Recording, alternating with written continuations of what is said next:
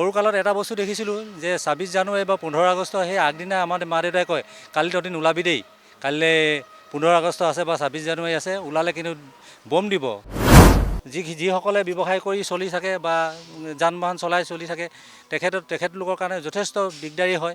আমি তেনেকুৱা পৰিৱেশ পাই আহিছোঁ। আমি সৰুকালত যথেষ্ট আমি তেনেকুৱা আতংকময় পৰিৱেশতে জীয়াই আছিলোঁ।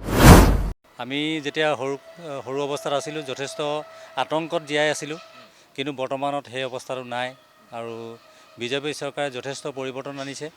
আৰু এই চৰকাৰৰ দিনত বিশেষকৈ মহিলাসকলে শান্তিময় পৰিৱেশ দেখি পাইছে। যি মহিলাই ওলাবলৈ ভয় কৰিছিলে এতিয়া নিজে একদম স্বাধীনভাৱে ওলাই আহিব পাৰে। আৰু বিশেষকৈ আমি সৰুকালত এটা বস্তু দেখিছিলোঁ যে ২৬ জানুৱাৰী বা ১৫ আগষ্ট সেই আগদিনা আমাৰ মা দেউতাই কয় কালি তহঁতি নোলাবি দেই, কাইলৈ ১৫ আগষ্ট আছে বা ২৬ জানুৱাৰী আছে, ওলালে কিন্তু বম দিব। তেনেকুৱা আতংকময় পৰিৱেশৰ মানে আমাৰ আগতেই সূচনা হয় আৰু আগতেই ঘৰত মানে আমাক কৈ দিয়ে। সেই সময়ছোৱাত আমি যথেষ্ট আতংকময় পৰিৱেশতে জীয়াই আছিলোঁ।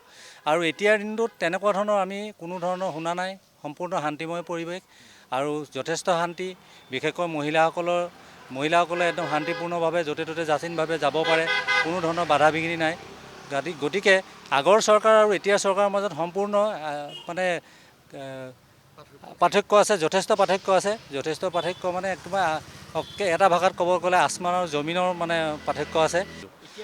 এতিয়া যথেষ্ট পৰিৱৰ্তন, আমি শান্তিময় পৰিৱেশত জীয়াই আছোঁ। এতিয়া আমি বিজেপি চৰকাৰৰ দিনত যথেষ্ট শান্তি পাইছোঁ, যথেষ্ট উন্নতি হৈছে। পূৰ্বৰ চৰকাৰৰ তুলনাত যথেষ্ট পৰিৱৰ্তন হৈছে আৰু হয়তো আগন্তুক বিজেপি চৰকাৰ আহিলে যথেষ্ট আৰু পৰিৱৰ্তন হ'ব আৰু অসমখন এখন জাকত জিলিকা ৰাজ্য হিচাপে ভাৰতবৰ্ষত জিলিকি থাকিব।